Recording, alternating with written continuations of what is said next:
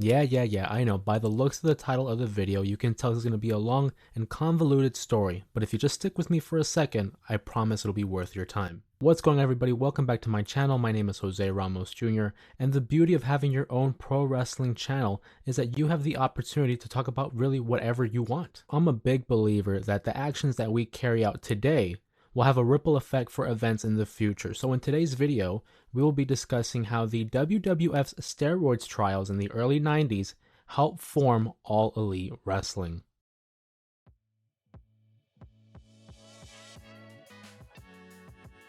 Sports entertainment has widely been recognized as the phrase describing modern professional wrestling. This is in large part due to the athletic nature and story-driven elements that surround this unique sport. The crazy thing about professional wrestling is that it's a sport with no off-season, a show with no season finale. It is never ending, and just because one story ends does not necessarily mean it does not carry out in other forms, leading to insane possibilities like one big ripple effect. Our story begins in the mid to early 1980s, where the WWE, then known as the World Wrestling Federation, experienced a boom period under the direction of Vince McMahon and behind the star power of Hulk Hogan. This would lead to a major crossover into mainstream media as the likes of Cyndi Lauper, Muhammad Ali, and others would participate in the first ever WrestleMania in 1985. With the pressure of being able to live up to the hype as well as outdo your peers, it was imperative for talent to be on their A game, not only in ring-wise, but in overall presentation. With larger-than-life stars like The Ultimate Warrior and Randy Macho Man Savage there to flank the Hulkster, it was only a matter of time that something had to give. Although life appeared to be going well through the WWF, it would not all be sunshine and rainbows.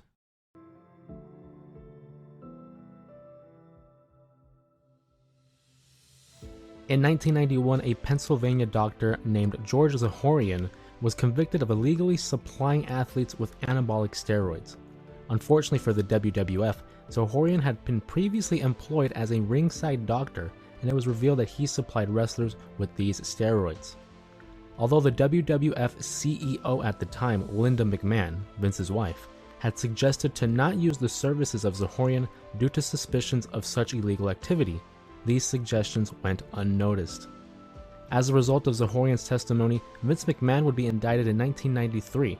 McMahon was charged with, quote, conspiring to distribute steroids, possession of illegal steroids with intent to distribute, and embezzlement for allegedly using money from Titan Sports to purchase said drugs. In what would be a long and drawn-out process, the judge would ultimately dismiss these charges as the prosecution failed to provide sufficient evidence that occurred within the court's jurisdiction.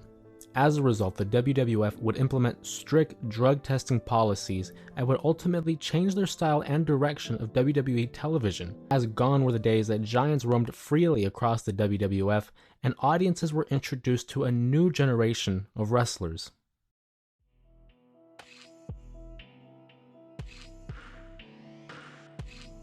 With the WWF changing direction, stars such as Hulk Hogan, Randy Savage, and others would jump ship to World Championship Wrestling. This would leave room for stars such as Bret Hart, Shawn Michaels, and The Undertaker to step up in their place.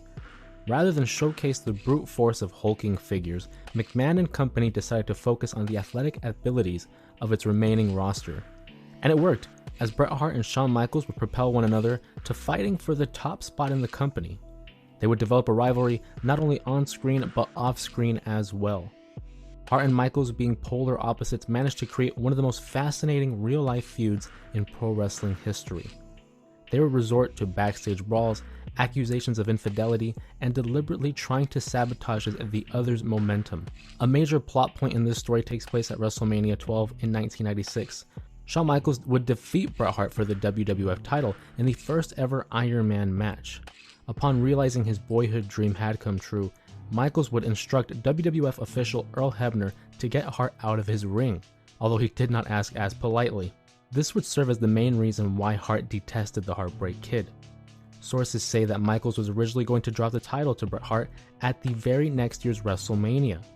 However, Michaels would coincidentally suffer a knee injury months beforehand, leading to Shawn vacating the championship in the process. Following WrestleMania 13, tensions continued to rise between the two as neither man would refuse to put the other over, and once Bret Hart regained the WWE title at the 1997 SummerSlam, this would prove to be a pivotal moment in the history of pro wrestling. Around this time, Bret Hart became frustrated with the direction that the WWF was heading toward.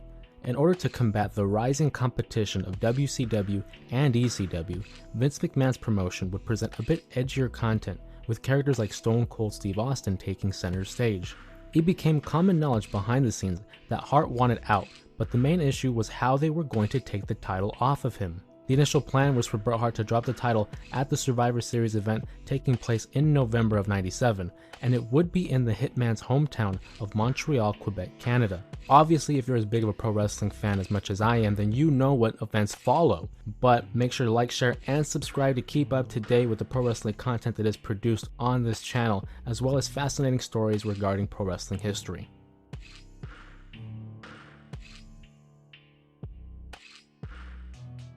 In the now infamous Montreal Screwjob, which is another video just waiting to happen, Bret Hart would lose the WWF title due to a real-life professional and personal betrayal by Vince McMahon. Ironically enough, the one that benefited from this screwjob was Shawn Michaels, who not only regained the title, but had the final laugh in this bitter feud. The events of the Montreal Screwjob have had a lasting impact for many reasons that are felt to this day. Many wondered what would follow the immediate aftermath, but it would only be a month later before we saw Bret Hart make his first appearance on television. The only thing was, it would not be for the WWF. WCW Monday Night Nitro had been growing exponentially, and with ongoing storylines involving the impressive Cruiserweight division, the widely successful faction New World Order, and the re-emergence of Sting, it was interesting to see where Bret Hart would fit in it all. Unfortunately, the good times did not last long for World Championship Wrestling, as a combination of inconsistent booking, lack of direction, and a number of wrestlers jumping to the WWF. WCW would close its doors in March of 2001. WCW would be bought by its leading competitor, the WWF, as they would also purchase the recently bankrupt ECW. And just like that, there would only be one major wrestling promotion left in North America.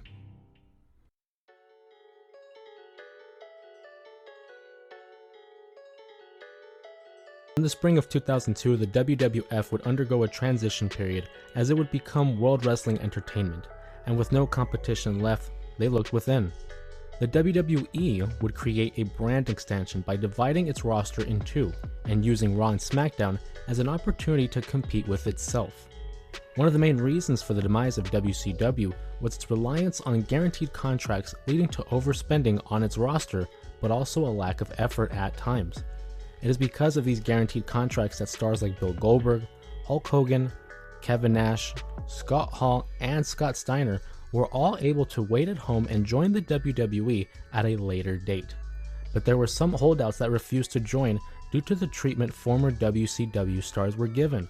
One of these men included Jeff Jarrett, who seemingly burnt his bridge back to the WWE, took the opportunity to develop his own wrestling promotion with the help of Bob Ryder and his father, Jerry Jarrett. The goal was to provide an alternative wrestling promotion through the use of pay-per-view events. Controversial wrestling figure and former WCW/WWE writer Vince Russo would soon join as one of the writers.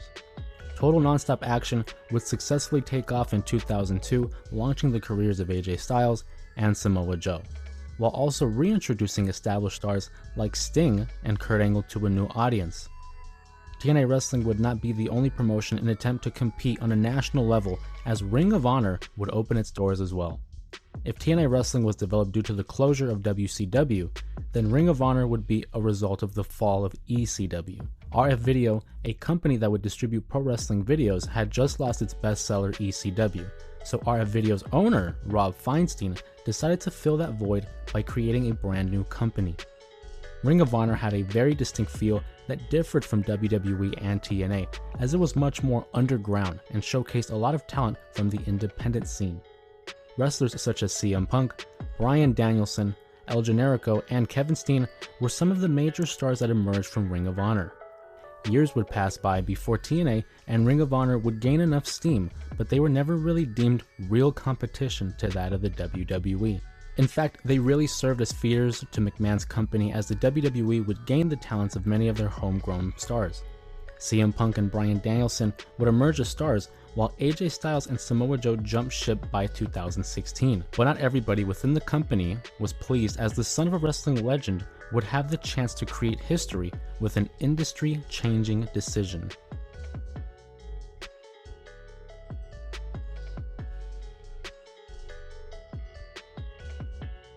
In 2007, Cody Rhodes, son of Dusty and brother of Dustin, would debut on Monday Night Raw, and although it wasn't apparent at the time, he would begin to forge his own legacy. For the next 9 years, Cody would become a successful mid-card talent, but he wanted more. Cody, recognizing that he would only achieve so much under gimmicks like Dashing Cody Rhodes or Stardust, had to leave the WWE. After successfully requesting his release in 2016, fans wondered where Cody would sign. TNA?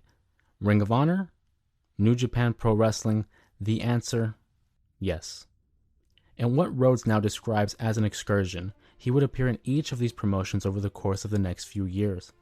Now under the moniker of the American Nightmare, Rhodes would soon form friendships with the Young Bucks, Kenny Omega, and Hangman Adam Page, regularly appearing on their YouTube channel being the Elite. But what really did it was joining the Bullet Club. Becoming a member of one of the most over acts in the business did wonders for not only Cody, but for the rest of the Elite. For the first time in a long time, pro wrestling had life outside of the WWE, as Ring of Honor, TNA, and New Japan Pro Wrestling grew in popularity in terms of a destination for wrestlers to go to. On top of that, the indie scene had an insane pool of talent, varying in gimmicks, styles, and presentations. Although the business was beginning to heat up, pro wrestling journalist Dave Meltzer famously doubted that a major show could be produced outside of the WWE. Cody Rhodes would disagree, accepting the challenge on Twitter by replying, "I'll take that bet." So the stage was set for September 1st, 2018, where Cody Rhodes, Matt, and Nick Jackson would help present All In. Described as a love letter to the industry, it showcased that many different styles of pro wrestling existed. Fans were treated to a street fight between Hangman Adam Page versus Joey Janela, a showcase of women's wrestling that included Madison Rayne, Tessa Blanchard, Chelsea Green, and Britt Baker. Cody Rhodes challenged Nick Aldis for the NWA World Championship, and a high-flying exhibition between the likes of the Young Bucks and Kota Ibushi versus Rey Fenix, Bandido, and Rey Mysterio. But one moment that stood out was after Kenny Omega had defeated Pentagon Jr., Chris Jericho would emerge to attack Omega, setting their feud in motion. The All In event was a major success both critically and commercially, which led many to speculate what was next. It was around this time that the Elite began having discussions with Tony Khan, businessman and sports executive for the Jacksonville Jaguars.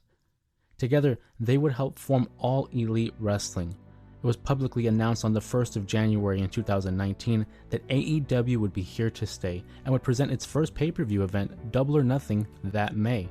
AEW would then go on to produce weekly television shows like Dynamite, Collision, and Rampage across Turner networks like TNT and TBS, the first wrestling promotion to do so since WCW. With AEW recently celebrating its 5-year of existence, it's interesting to see the level of growth that they have endured. The success that AEW and the WWE have had as of late surely support the notion that we are in the midst of another pro wrestling boom period.